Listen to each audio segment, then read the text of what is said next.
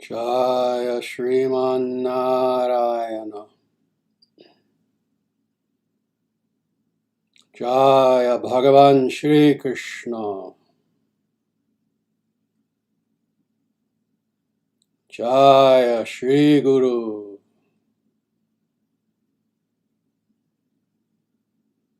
Sanatana Dharma Jayate. Dharma Rashtra Jayate.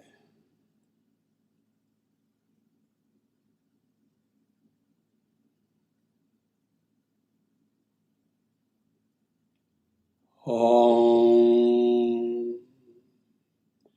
Hri Om.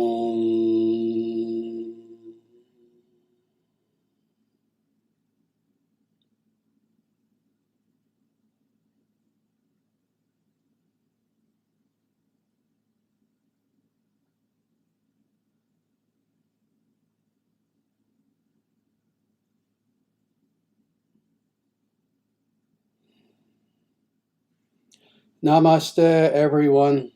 It is absolutely wonderful being here with you on this Monday evening. But at least for me here in Omaha, Nebraska is evening. Again, as I always say, I know we have people from literally throughout the entire world, many dozens of nations who come to the Dharma Nation channel on YouTube and then our other channels on other platforms as well. So wherever you are, welcome. Welcome, welcome. As I've said in the past, these live streams that we do on Mondays, and we had to skip a few Mondays, unfortunately, but we are back now. These live streams that we do on Mondays are very much unlike other live streams done by anyone. We don't do this for money, we don't do this for fame, we don't do this for power, we don't do this for any material reason whatsoever. We do this for one reason and one reason alone. And that is to be a portal through which we can share Dharma with the world, through which we can share Sanatana Dharma, the eternal natural way. This is why we do these live streams. These live streams are a vehicle through which all of us here, all of you watching, can access truly the ancient in such a way that you are accessing absolute truth in a way that has been unaltered since the very beginning of time. This is why we do this. And as a result of the fact that we do this live stream for very different reasons than I'm sure many other live streams and other events that are out there, it's for that reason that I truly can say, and all of you can attest to the fact that what we have here is not just a live stream, indeed not just even an online community. In a very real way, it is family. And I don't use that word lightly.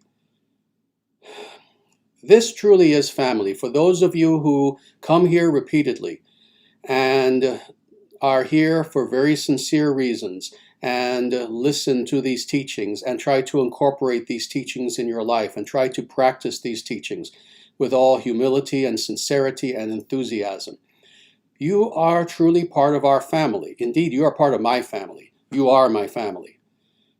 You know, family is a very interesting thing. Of course, for most individuals, when they think of family, they tend to think of biological family. And of course, for very good reason. Our biological family is indeed very important. However, on a somewhat higher level, the concept of family means not merely those who quite literally share our exact genes or very close to those genes. But truthfully, true family is something that is also very much internal. It's something that is very much spiritual as well. It is something in which we get together in the form of satsanga, in the form of good association, fellowship, with other individuals who, again, we may be dispersed throughout the entire globe in so many different nations, but we are united in our vision of knowing and serving truth. So, before I say anything else, first of all, I want to thank you for being here with more sincerity than maybe you can understand. I truly thank you for being here with me for these satsangas. That being said, now if I can just say a few more very quick things before we begin with the talk for today. First thing is, for those of you who can, please feel free to share this link. Even right now, actually, it's not too late. If you can please take the link to this live stream and just share it on any social media that you have. The more people who can join us, the better. So please feel free to do that. The other thing I wanted to say is 2 days ago, on Saturday actually, was Guru Purnima. And for those of you who know, Guru Purnima is a very, very important holy day in the Vedic calendar. It is the day in which 1 billion followers of Sanatana Dharma throughout the globe celebrate the Guru. We celebrate what is called Sri Guru Tattva. That is the Guru principle, the idea of offering our respects, offering our obeisances to those individuals in our lives. And there can be many of them. You may have had dozens of such people, or you may have had only one. But individuals who have served as mentors, as leaders, as teachers to you in one way or another. Indeed, even just in grade school or high school, you may have had that one teacher who went above and beyond in order to just truly help you and mentor you. Or we could be talking about, indeed, something as lofty as truly a spiritual, enlightened spiritual teacher. Whoever your teachers are, the idea of Guru Purnima is to celebrate these individuals by thinking about them, offering a puja to them if we can, etc. But certainly in every way that we can, honoring them. So that was just a few days ago. So the other few things I wanted to say are, when you have a chance, please visit our website, dharmacentral.com.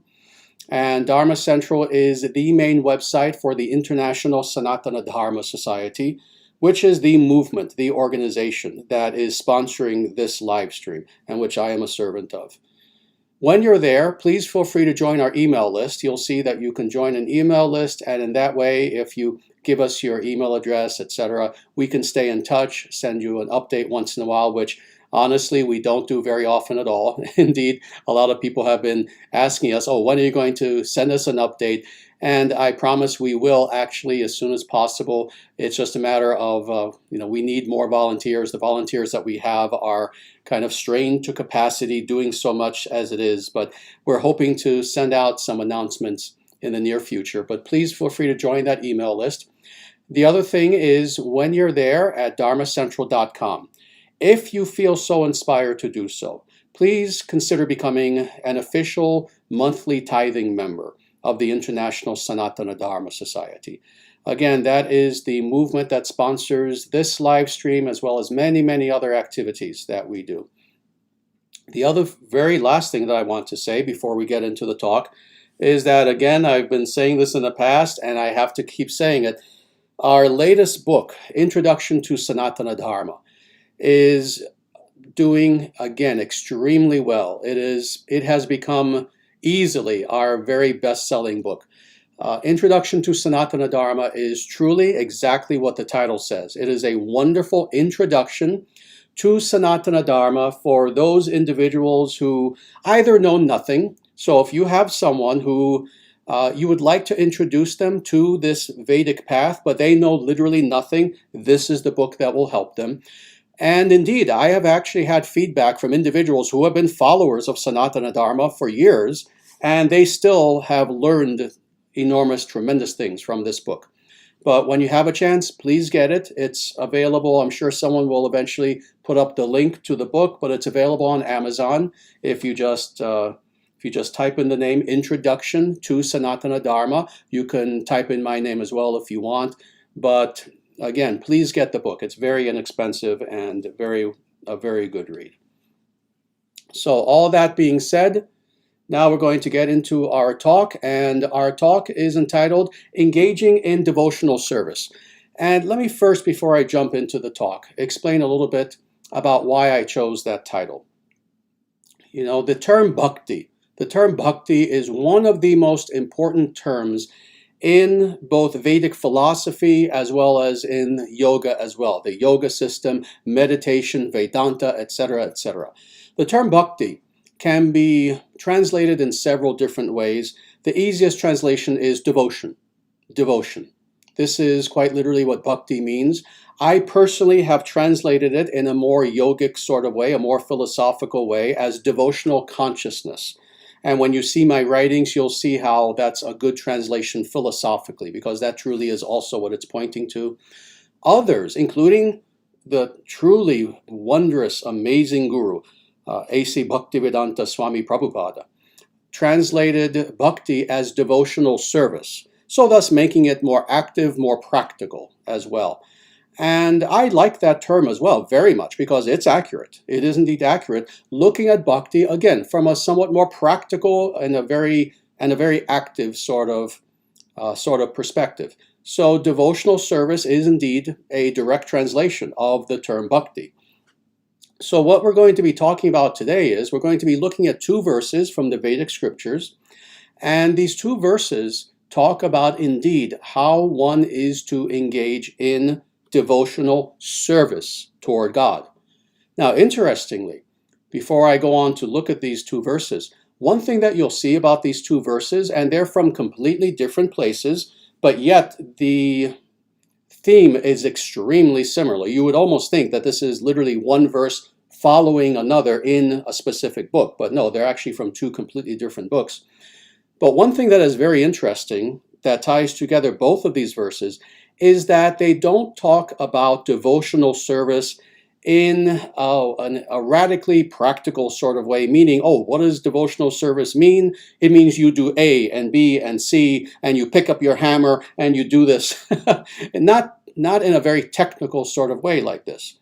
Rather, what these two verses talk about is the mindset, the attitude, the attitudinal awareness that an individual should have as they're engaging in devotional service. So again, you'll see this theme in both of these verses that we're going to do. So all that being said, and before I begin, let me just say again, please, for those who don't know this yet, please do not ask any questions yet, because if you do, I will not see it, unfortunately. I'll signal to you when my talk is over that then is the time to ask any questions that you have, and I will be very happy to try to answer as many questions as time allows. But with that, let's look at these two verses. The first one is from what is one of my favorite Vedic scriptures, and that is Srimad Bhagavatam. And this is Canto 10, Chapter 80, Verse 3. And again, beautiful verse, and this is how the verse goes. Actual speech is that which describes the qualities of the Lord. Real hands are those that work for him. A true mind is that which always remembers him, dwelling within everything, moving and non-moving. And actual ears are those that listen to sanctifying topics about him. And that is the end of the verse. And again, very beautiful verse from Srimad Bhagavatam. And again, as you can see, it is indeed speaking about the idea of devotional service in a practical way, but again, not giving a blow-by-blow description of what you should be doing on a minute-to-minute basis. No, it's more than anything the mindset, the attitude that an individual yogi or bhakta should have as they are engaging in service to God. Now, before I go into this verse, it's an interesting thing. Again, I said a moment ago how I personally have translated the term bhakti as devotional consciousness, so thus focusing more on the yogic and Vedantic aspect of bhakti as allied with our individual consciousness as Atman, that is, as eternal living beings. But again, how in actuality this term bhakti can be described in several different ways. The truth of the matter is, devotional service is indeed something that is crucial for an individual who claims to be a bhakta, that is, an individual who is practicing bhakti yoga, who is having devotion toward God. And why is this the case? As I have pointed out again and again and again, and I will for eternity, this path is one of radical personalism. Personalism. God is not a thing. God is not an energy. God is not the Force like in Star Wars. God is not there to serve us. God is not our servant, our slave, etc., etc., etc. Any New Age concept you have of God, please throw out immediately. Any Abrahamic concept that you have as God, as a mean guy in the sky, please throw out. Rather, what Sanatana Dharma teaches is that indeed there is a radical personhood to the Absolute, to what Vedantically is termed Brahman. So thus God is a person. No, not a limited, flawed person like all the human beings we see around us who are going to betray us and lie to us and maybe harm us, etc., etc. Not person in that sense. That's persona, and that's very limited persona. Rather, God is a person. That is, God has a locus of personality. He has will. He has desire. He is a being with whom, and this is the important part now, with whom we can interact. You see, if we keep the concept of God as a concept, that is, God as a theoretical being, and we keep God as that, you can't interact with a concept for very long. You can think about a concept and think of how interesting that concept is until it's no longer interesting, but you remain divorced from a concept. Our problem is that we are divorced from God. We don't want to be divorced from God. So thus, God for us can't simply be some impersonal concept, some nice idea. Rather, again, we take a radically personal approach.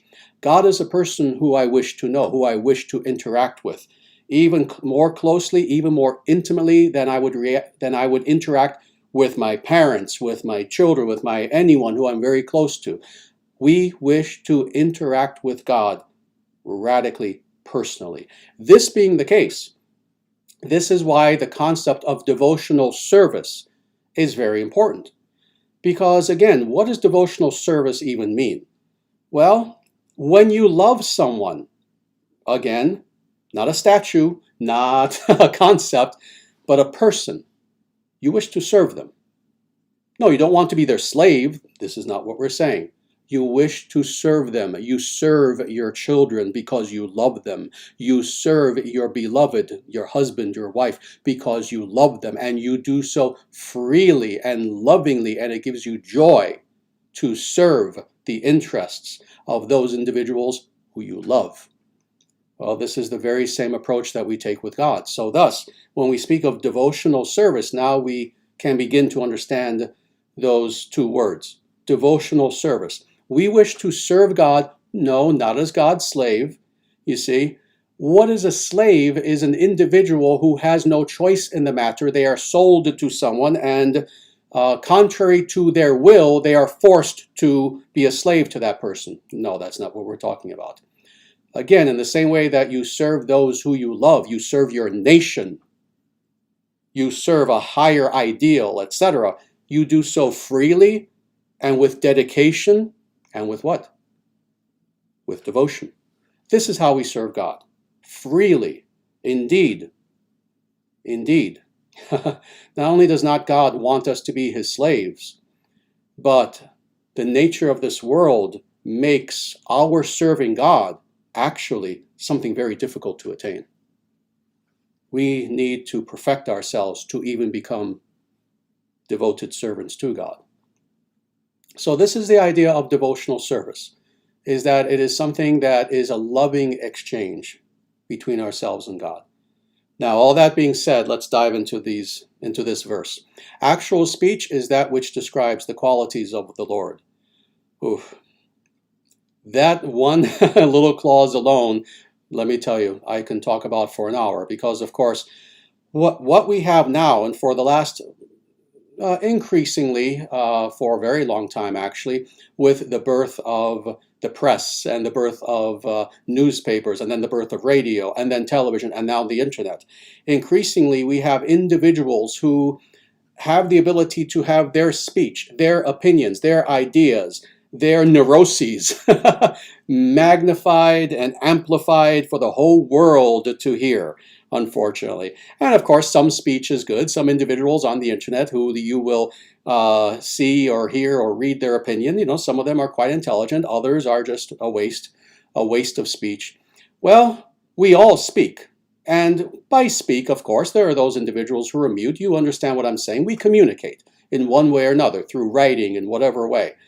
And most of speech that takes place in the world today, of course, is not of a very important nature. It's not of a very transcendental nature. It's gossip. It's worthless opinion by individuals who haven't haven't studied the topic that they're talking about for even 10 minutes formally, etc., etc. There's all kinds of speech that takes place. Well, this being the case, what this verse here is saying is that rather than waste this vach is the word. It's from vach, the Sanskrit word that you get voice. Vach, Vagdevi. Vagdevi is the goddess of speech. It is understood that speech is something that is actually sacred. It's something we're not meant to abuse. It's not something that we're meant to use just to boost our own ego, etc., etc. Rather, this is why the true sage is someone who actually tends to be somewhat silent. And when they speak about things of importance. They don't make small talk. They make big talk. That's a sage. So this being the case, what this verse is telling us is use this power, use this blessing of speech that we have to serve God. And in that way, speech itself comes to its perfection. Now let's go on. Real hands are those that work for Him. So again, how much do we do with our hands? So much. You know, the hands are like any other tool in this world. They can be used for good, for bad, for nothing, just for meaningless activities, etc. But we all use our hands. We use our hands for a variety of things. And again, sometimes good, sometimes bad. In some cases, we have actual jobs where we have to use our hands. You know, we're a construction worker or a craftsman or something like this. Well, we all use our hands for various things, but what this verse is telling us is transcendentalize the power that you have in these hands. We have power in our palms. There's so much that we can do with these hands. That being the case, use your hands for good. Use your hands for transcendental reasons, that is, to serve God. And in this way, you bring your hands, just like your speech, to their perfection. Let's go on. A true mind is that which always remembers Him. Now, let's stop there for a moment. That's not the full clause, but it's a clause, let's say, within the clause. A true mind is that which always remembers Him. Oh, my Lord, the mind. The mind is, for human beings at least, the most powerful tool that we have. It's more powerful than anything. It's actually more powerful than speech. It's more powerful than the hands. It's more powerful than our physical body, etc. With the mind, there is so much that we can do, so much good, so much harm, etc. That being the case, again, why waste our mind? Why have our mind become our enemy? Where rather than using our mind to elevate ourselves in every way, to benefit ourselves, to grow on every level of who we are, you know, so many of us sadly use the mind to fantasize, to have anger and hatred and fear and jealousy and envy, etc., etc. We use our mind to come up with schemes and plans to harm others. And I can go on and on. You know, we all know this. We all know this. This is an individual who has a poisonous mind. Well, what this verse is saying is, again, like with the hands, like with speech, like with so many other things, use our mind to transcendentalize our existence. Use our mind, and specifically that power of memory, which is an aspect. Smaranam, memory, is an aspect of manas, of mind. Use that memory, that remembrance, in order to remember not just trivial things, but God. God in everything that we do, and with devotion. And in this way, we are serving God with our mind. All right, let's go on. And let me finish this one clause, actually. A true mind is that which always remembers Him. And now, dwelling within everything, moving and non-moving. This is, of course, the nature of God. This is what we've talked about so many different times in the past, the omnipresence of God, that this is what Sanatana Dharma teaches about the nature of God. several things about the nature of God, but this is one of the central precepts, one of the central principles when it comes to understanding divine ontology, the nature of God. That God is a being who is fully transcendent, completely transcendent on the one hand. On the other hand, God is also present within all things. There is nothing in which God is not present. So, this is God dwelling within everything, moving and non-moving. And then finally, and actual ears are those that listen to sanctifying topics about him. So again, the ears also, powerful instrument. We learn and learn and learn so much through the ears. We listen to so much. We listen to music. In some cases, again, junk music, unfortunately, music that denigrates us, that denigrates our mind, that denigrates our inner being. Some of us listen to wondrous music, music that does the opposite, music that is beautiful, devotional music, classical music of every description, not just European. Some of us listen to music that elevates us, elevates our spirit and inspires us, etc. We do so much with the ears that, again, either teaches us or that does something to our consciousness, either good or bad.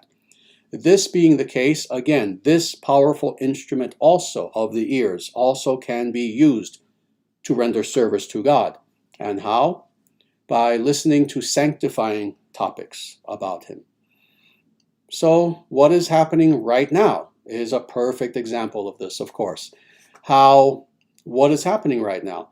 I'm using my speech, as was said in the very first clause, the very first sentence.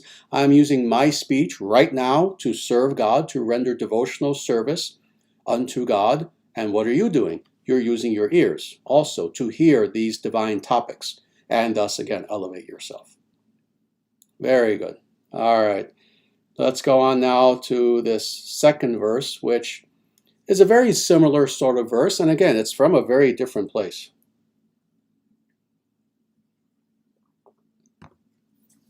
This is an actual king, Maharaja Kulasekhara, who wrote this book called the Mukunda-Mala-Stotra. Mukunda-Mala-Stotra. And this is what is called part of the Stotra literature. That is, it is literature that is directly praising God. It has a certain sort of format that makes it a Stotra, etc. And Maharaja Kulasekhara was himself actually one of the Alvars, what are called the Alvars. This was a small group of individuals who are recognized universally as being among the most important Vaishnavas throughout history. These individuals lived in the very, very early first millennium of the Kali Yuga. So these individuals lived roughly 4,000 years ago, 4,500 years ago. There were several of them. Well, this individual king is one of these individuals who, again, he's recognized as an Alvar. He is recognized as a great Vaishnava saint. And he wrote this work. And this very specifically is verse 46. And let me read this to you now. The wise inhabitants of the heavenly regions know that the perfection of the head is to offer obeisances to the Supreme Lord. The perfection of the life breath is to worship the Lord. The perfection of the mind is to ponder the details of his transcendental qualities. And the perfection of speech is to recite the glories of his qualities. Again, beautiful verse. That's repetitive. I keep saying that with all the verses we cover, but what can you say? All throughout the Vedic scriptures, there are thousands upon thousands of truly beautiful verses. And this is again one of them. And you'll see how this is quite similar to the previous verse that we just looked at from the Srimad Bhagavatam, where again, it's speaking a little bit practically, certainly, about what it means to render devotional service to God, but more it's talking about, again, the attitude, the mindset of an individual. What they should be thinking, what they should be like, what their spirit, what their mood should be as they are rendering devotional service to God. So again, let's go through this and see what this is saying. So first, The wise inhabitants of the heavenly regions. Let's stop there. Let's stop right there. So Kulasekhara could have been quoting anyone or using anyone else as an example, but he is very specifically talking about the gods and goddesses, the devas and devis, very specifically. So again, the inhabitants of the heavenly regions. Why is he doing this? Why is he using these individuals as the exemplars, as the examples, as the models of what he is then about to say? Well, this makes it very clear. I'll paraphrase what he's saying here. You're just a human. Let's talk about those individuals who are greatly above humans, those individuals who qualitatively are vastly superior to us in their lifespan, in their virtue, in their wisdom, in their vibrance and their vitality, etc. Let's talk about those individuals who you humans would call the gods. And what do they do? What do they do? You see? So he's making it very clear that he's not just saying, oh yeah, Joe Schmo down the street. Oh, this is what he does. No, this is what the gods do. So the wise inhabitants of the heavenly regions know that the perfection of the head is to offer obeisances to the Supreme Lord. Now, why did I go on and on about that first little section about, oh, he's talking about the gods. What he's saying is that the gods and the goddesses, these powerful beings, some of who are powerful beyond our comprehension, such beings take their head, the highest part of their being, and they put their heads down on the floor before the feet of God. So if such powerful beings do this, we better do it as well, because who are we? So this is what he's saying. But more. Why are they doing this? Why do the gods do this? And why is this individual Alvar telling us that we should do this also? Because to offer obeisances in such a way is indeed showing humility. Number one. Number two, it is showing surrender. Number three, it is showing the transcending of ego. You see, when we are very egotistical, we don't want to offer obeisances to anyone. On the contrary, if we are egotistical to the point of being demonic, we want other individuals to offer their obeisances to us. Oh, what, me offer my obeisances, my humble obeisances to someone else? No, forget that. Everyone else, in fact, should be worshiping me. See, that's the demonic mindset. But no, when we have the ability, which is not an easy thing considering how, again, egotistical most human beings are, self-centered, how self-centered most human beings are. The idea of offering our obeisances humbly, taking our head and placing it at the feet in submission, in surrender, the feet of God. That's something that's a very difficult thing. People may think this is easy. Actually, it's very hard for individuals who have too big an ego. But yet, what is he saying? Even the gods do this. That's why they're gods. That's why they're virtuous. Because despite the fact that they are so powerful, think of this. There are some gods who have their own entire planetary regions that they rule. Forget about being a king of some little empire on earth. Forget about being a Roman emperor. There are some gods who have entire planet, not one planet, planetary regions that they rule. And yet, because they are virtuous, they have the humility and the wisdom to offer their obeisances at the feet of God. What's your excuse? This is what he is saying here. Now let's go on. The perfection of prana, of life breath, is to worship the Lord.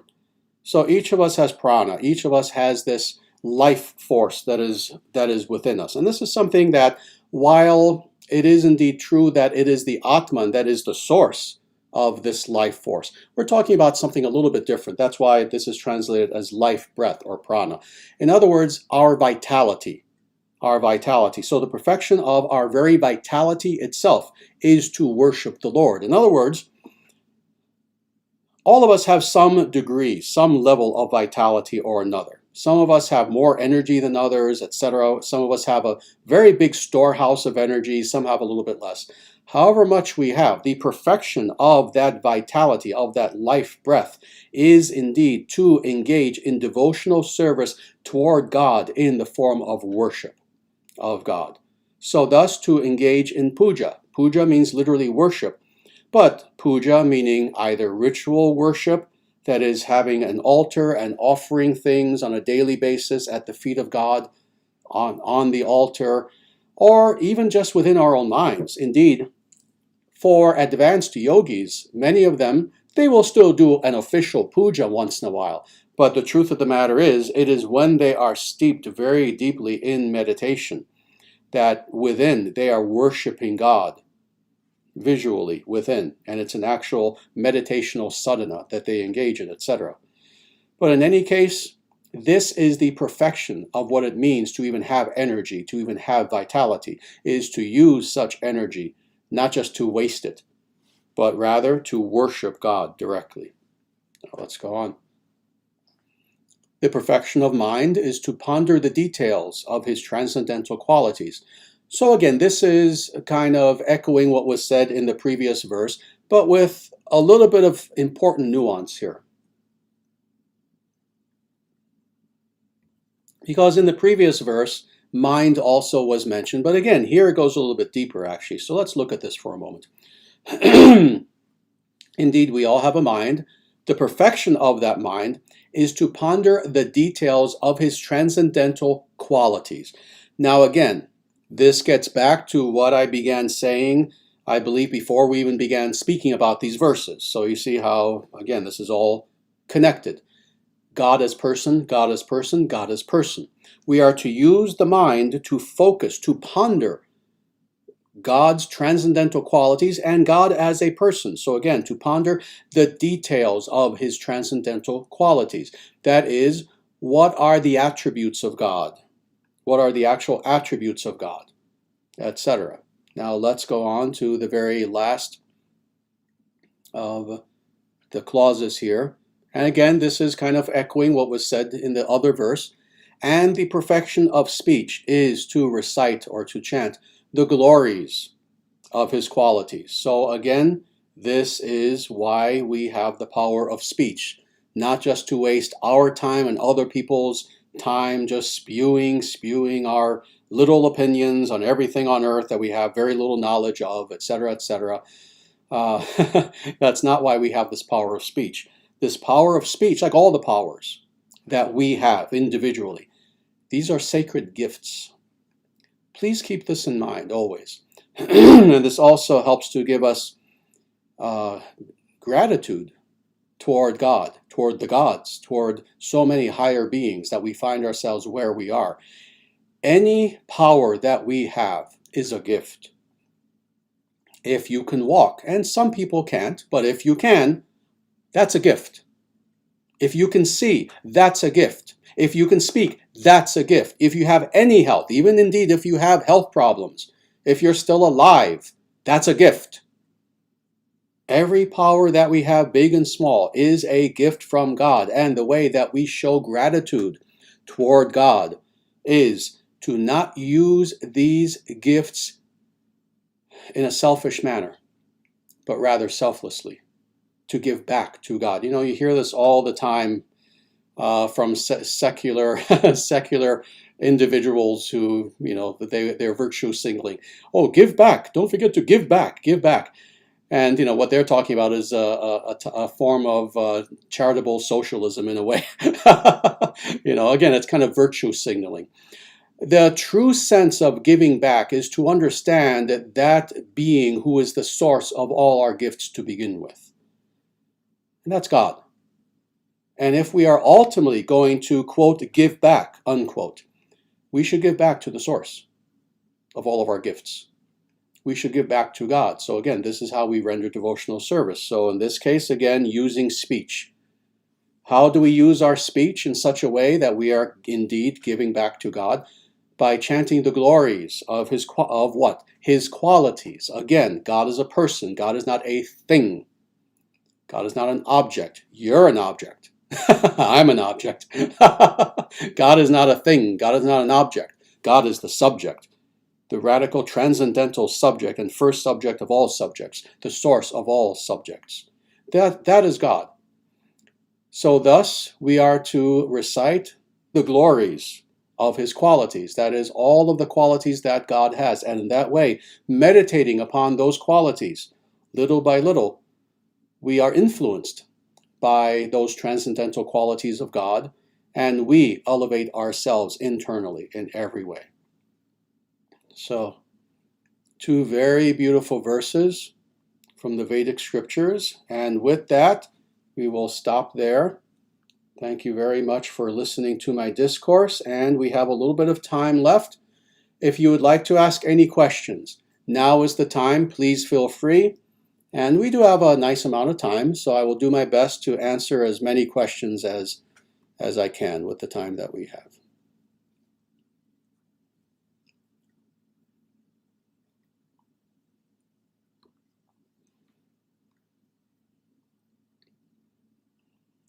Very good.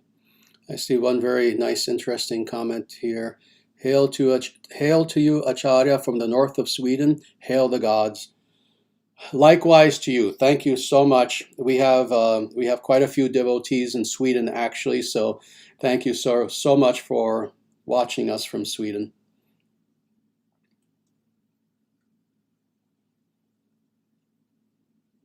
All right. Here's a question from Varsaga.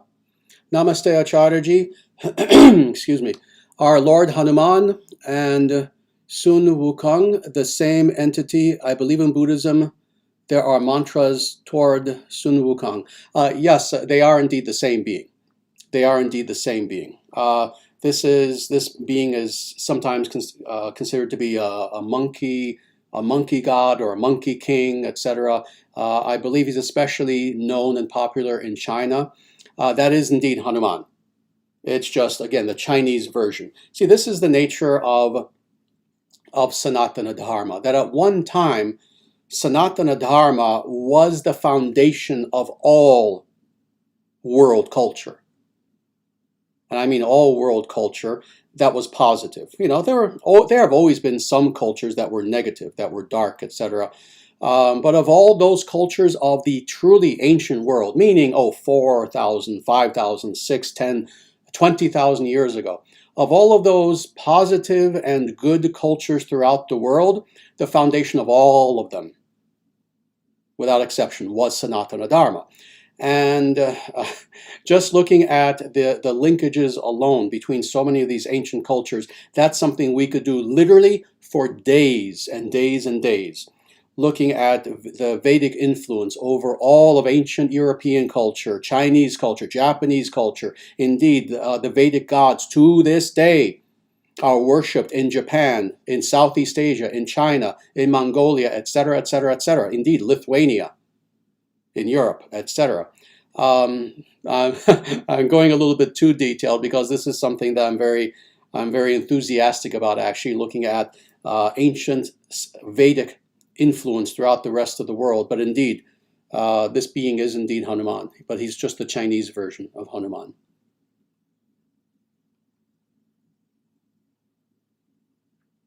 Very good. Here's Krishna's flute. Namaste, Sri Acharyaji. Why does God also wear a Vaishnava tilak? Very good. For the same reason why he also wears a Brahmana thread.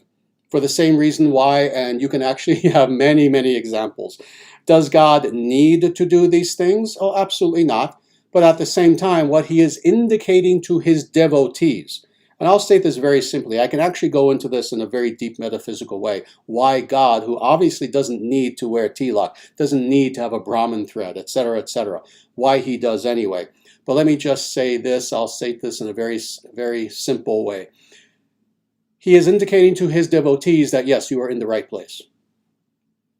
He is indicating to his devotees that you, having perfected yourself in bhakti, having achieved the goal of devotional service, devotional consciousness unto God, here I am.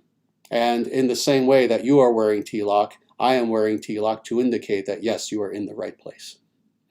So indeed, this is why Krishna, Vishnu, Narayana, etc., again, has all of this paraphernalia that, again, are not necessary, but he has them nonetheless to indicate, indeed, that he is the fruition of his devotees' devotion. All right? Very good.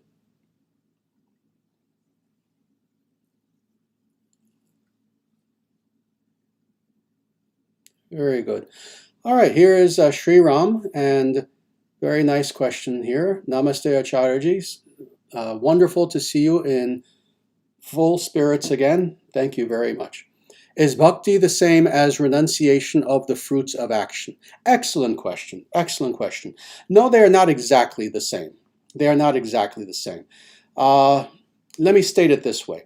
One cannot have bhakti, one cannot have devotion, either devotional consciousness or devotional service, without the renunciation of the fruits of action. But one could have renunciation of the fruits of action without bhakti.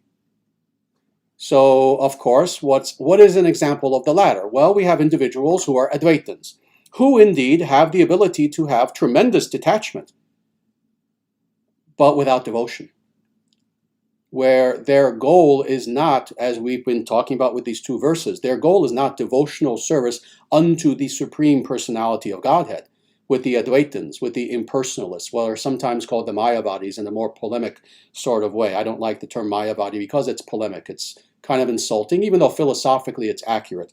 Rather, I like the term Advaitin, follower of Advaita. Such individuals have the ability to indeed practice detachment. Throughout history, we've seen such sages who were Advaitins, who had no devotion, but they had the ability to, again, be very stoic, one could say, to simply be detached from all things. So it's certainly possible to have, let's say, this detachment without devotion, but not the other way around. If one is devotionally oriented, then interestingly, automatically, you also have this same detachment from the fruits of one's activities. So they're not exactly the same, but I hope this explains.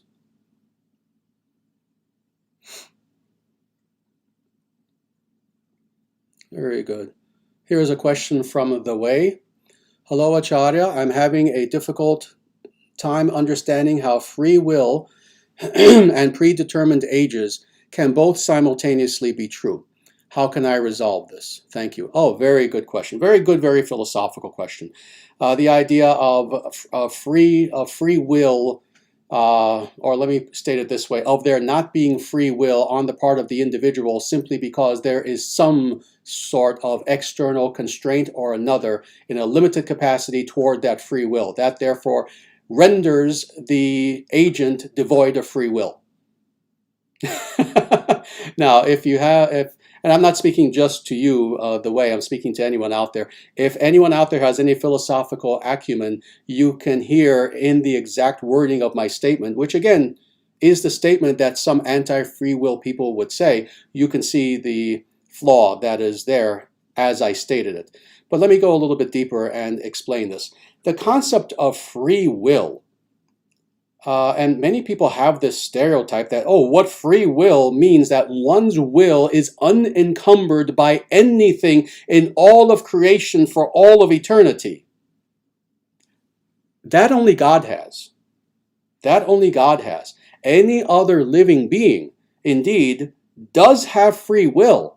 But by free will, that doesn't mean that there isn't something blocking some decision or another to even a minuscule degree. You see, so in other words, just some obvious examples. I have free will. Well, I will right now to fly. Well, I'm constrained by physics. Does that render my free will now null and void? Of course not. Of course not. Simply because we are free will beings doesn't mean that literally our will become manifest regardless of anything, regardless of laws of nature, regardless of our karma, regardless of the culture we find ourselves in, etc. No, no matter who we are, whether we're an animal, whether we're a living a human being, whether we are a god, we have free will. But again, in accordance with our karma, where we find ourselves, our specific situation, our specific species, race, etc., what we find is that there are always some natural constraints against our free will. Simply because we have free will doesn't mean that, therefore, the fact of free will gives us the ability to then exercise that free will infinitely so and with zero constraints. That's not the case. Now, with that understanding, now we can look at the fact that indeed, how did you state it? There are predetermined ages. Okay, very good. Now, first of all, I have to correct this. There are not predetermined ages. There are sequential ages. There are cyclical ages. This doesn't mean predetermined in any way whatsoever. So let me give an example. There are predetermined seasons, especially if you live in the North, North America, if you live in Europe, etc. There are seasons. There are cycles of seasons that are going to take place. This doesn't mean that what happens necessarily 100% within those seasons is predetermined. It doesn't mean that, every winter I'm going to repeat my exact same actions without choice. On January 7th, I had a piece of toast with jam, let's say for breakfast. This means every January 7th, that's what I'm going to have. No, of course not. Of course not. Again, we have free will. We can choose what we do, but within the context of the season. Do I have free will when it's January 7th and it's 10 degrees out? Do I have the free will to walk out and take a stroll in nature wearing just shorts and no shirt? I have the free will to do that. It would be silly for me to do so because, again, my free will also is constrained by nature. And there's nothing wrong with that. That doesn't take away our free will. Why? I could still choose to do that. It would not be pleasant, but I could still choose to do that. In the same way, it's the same with the ages. If we see ages as kind of like seasons in a way, just because there is a specific age that we find ourselves in, whether the golden age, Satya Yuga, or whether this dark age that we're in now, the Kali Yuga, it's going to have an influence on us. It is going to have some constraints on what we can do with our free will, but we still have free will. Indeed, this is why I'm even bothering to speak to anyone. Because even within the context of, let's say, the Kali Yuga, where, this is the darkest of ages, this is the most unspiritual of ages, I'm still telling you that despite that fact, through your free will, even though it's tough, yes, it's more of an uphill climb than, let's say, if you were alive in the golden age, the Satya Yuga, you can still perfect yourself using, indeed, your free will. You can still say to yourself, it takes a little courage, it takes a little discipline, it takes other very important positive factors that you must have, but you have the ability to elevate yourself by your free will in the Kali Yuga, even in the midst of the darkest point of the Kali Yuga, if you so choose, regardless of the age. So indeed, the ages, they're like seasons. Winter, it's going to be cold. Nothing you can do about that. Summer, it's going to be hot. But you also have free will, regardless of the season, regardless of the age. So I hope that answers the question.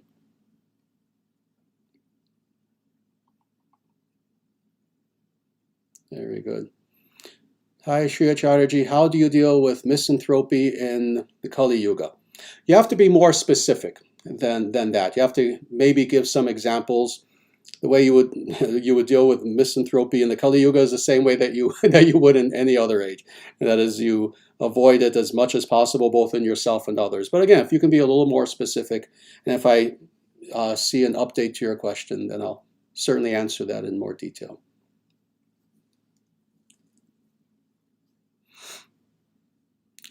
Very nice. Here is a good question.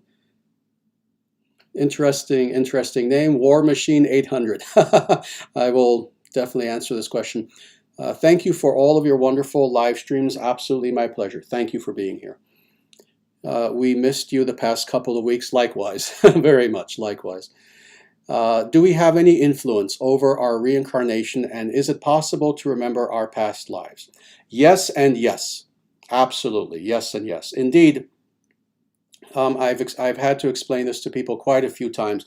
When it comes to reincarnation, what produces reincarnation, first of all, just generally, but then specifically, who or what we will be reincarnated as. If we will be reincarnated again as a human, and then what kind of human? You know, there are 400,000 species of human beings. What kind of human? A very elevated sort of human, the kinds of which we don't even really see on this planet anymore. Subhuman, something in between, whether we're going to be reincarnated as an animal, a god, etc., etc. All of this ultimately is up to karma. It's karma that produces reincarnation, and then karma itself is created, and again, this is kind of getting back to the other question, karma is created by our free will decisions.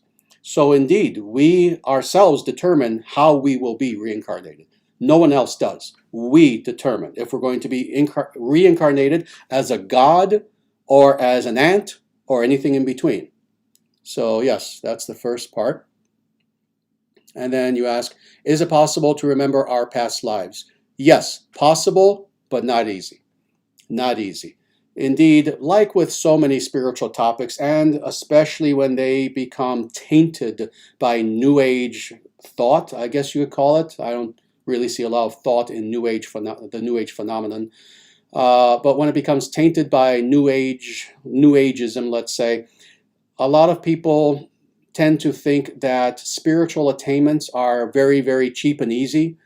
You know, you go to someone's seminar, give them $100, and oh, okay, I have enlightenment. In the same way, people think that remembering past lives is a very easy thing. It's actually not. Indeed, when people were a lot purer, it was easier.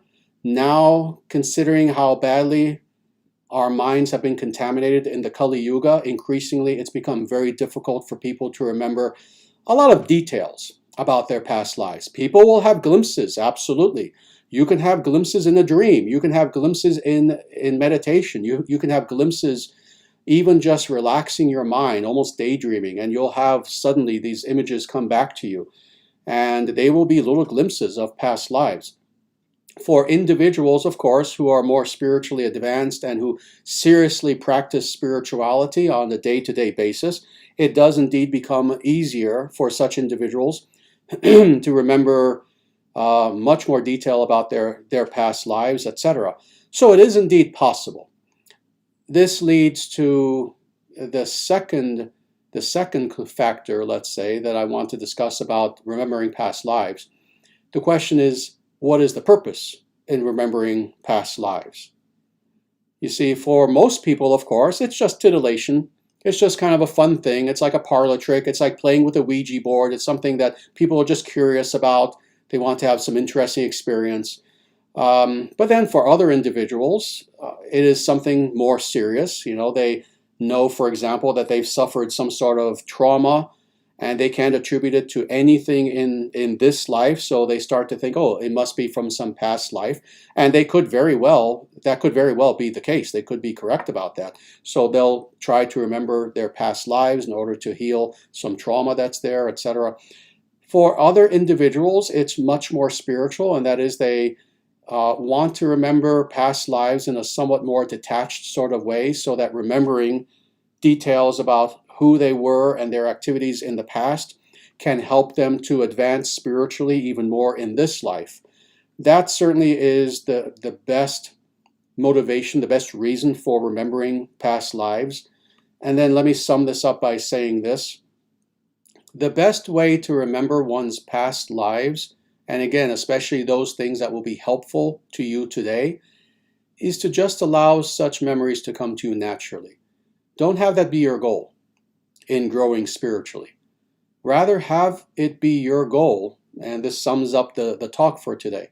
Have it be your spiritual goal to render service to God, and nothing else, nothing peripheral. Indeed, have it be your goal spiritually, not even to seek healing, Not even to seek, yes, remembering past lives. Don't have it be your goal to gain mystic powers. Oh, I want to be able to astral travel and things like that. No, don't have any of these be your goal. Have your central goal always be one thing, one pointed, focused awareness on wanting to serve God with all of your being. When you do this, all of the other peripheral things that I was just talking about, they just happen naturally. You serve God naturally without even looking for it. You will remember tremendous details about your past life. You will attain all sorts of interesting abilities that other human beings don't have. You will be healed on many different levels, etc., etc., etc. So again, don't focus on these peripheral things. They will come naturally if you are sincere and you make spiritual advancement. Very good. I hope that answers the question. Let's see. Oof. It's already a little bit past the hour. I just want to see if there's some question that I can answer in a minute or less. So please just give me a moment. Oh, let me answer this actually, because this is very nice, and I've answered this 100 times at least, actually, and one or two people have asked me this in the live stream, and I haven't had a chance to answer it. So let me just answer this question, and this is from NKB3K. Was Paramahamsa Yogananda an authentic guru? Very nice. Excellent. Let me tell you, like so many people, I've read Autobiography of a Yogi. I've read several works, not everything that he's written, but several books that indeed Yogananda wrote. I know his life story, etc., etc. And let me tell you that from everything that I've gathered, all of the evidence points to the fact that he was indeed a good and sincere individual. As far as whether he was an authentic guru, I'm being very, very careful and technical here. He served in the role of guru well. Let me just say that. I'm not going to answer personal questions about him, subjective questions like was he an enlightened being, etc., etc. But as far as his serving in the role of a guru, from every objective factor that I've seen, indeed he was a good guru. Now, at the same time, he needs to be understood from a historical perspective, and this is the important point that, again, I've answered this for hundreds of people as far as Paramahamsa Yogananda. He needs to be understood in a historic context. In other words, when he came to the West, and specifically America, it was, and I forget the exact year, roughly 1920, 21, 22, something like that. It was a very different era. It was an era in which the vast majority of individuals were extremely religious, in some cases fundamentalist Christians, etc., etc. He was coming to a nation that really, previous to him, knew practically nothing about anything Vedic, etc. So as a result, his teaching mission was what it was for the time, place, and circumstance. In other words, he taught in accordance with where he was historically and the place where he found himself. America in the 1920s, 30s, 40s, etc. So thus, understanding the wonderful things that he did, we have to understand them from a historical perspective. This is what I'm saying. If Paramahamsa Yogananda came to America in 2021, would he be teaching in the same way as 1920 or 22 or whatever it was? Would he look the same? Would he be teaching the same practices? When you went to one of his temples, would they have pews like a church? Absolutely not. None of the above. But in the 1920s, again, for historical reasons and in accordance with this being America in the 1920s, we have to understand him from a historical perspective. He did great things. He taught thousands and thousands of Westerners yoga and meditation and kriyas and so many aspects, Bhagavad Gita, so many aspects of Vedic culture.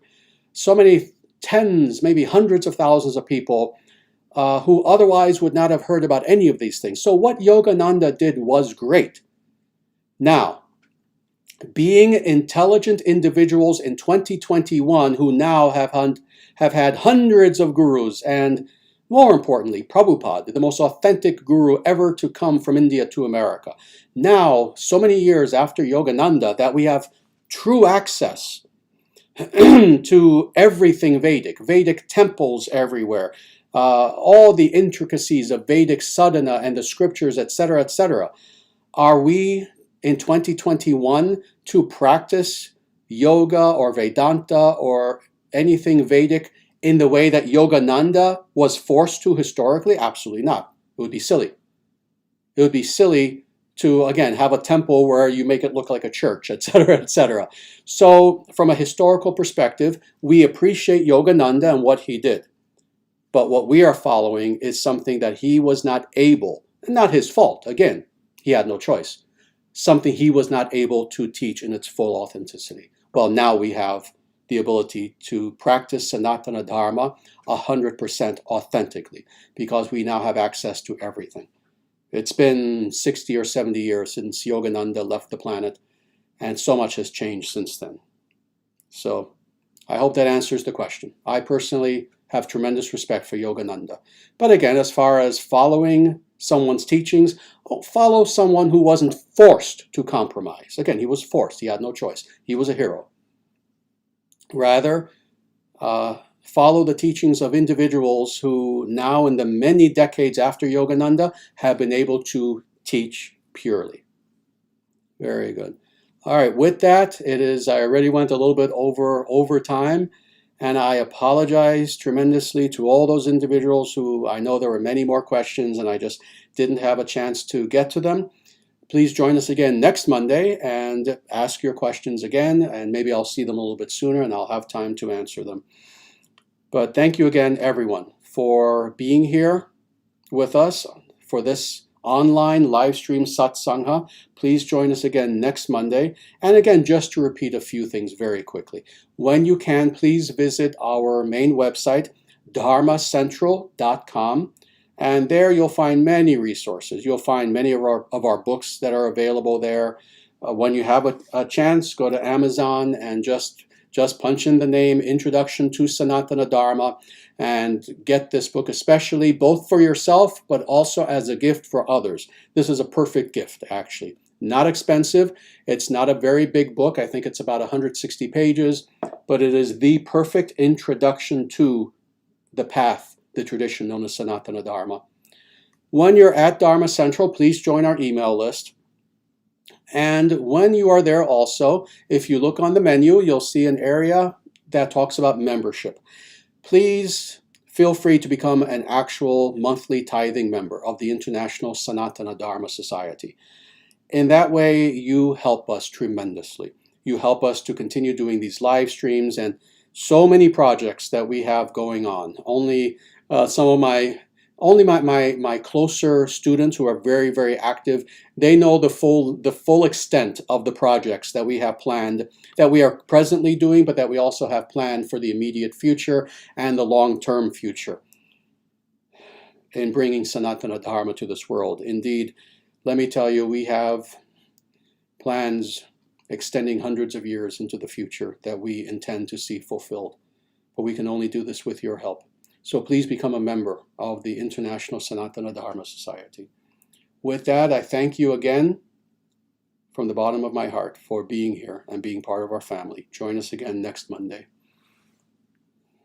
Namaste. Jaya Sriman Narayana. Jaya Bhagavan Shri Krishna. Jaya Shri Guru.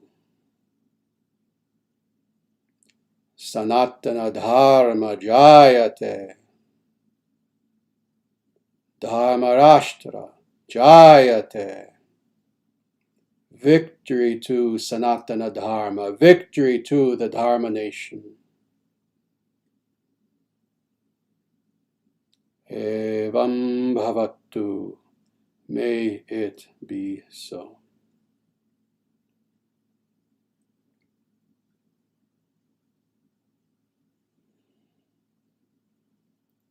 And with that, until next we meet, everyone, please take very good care of yourselves.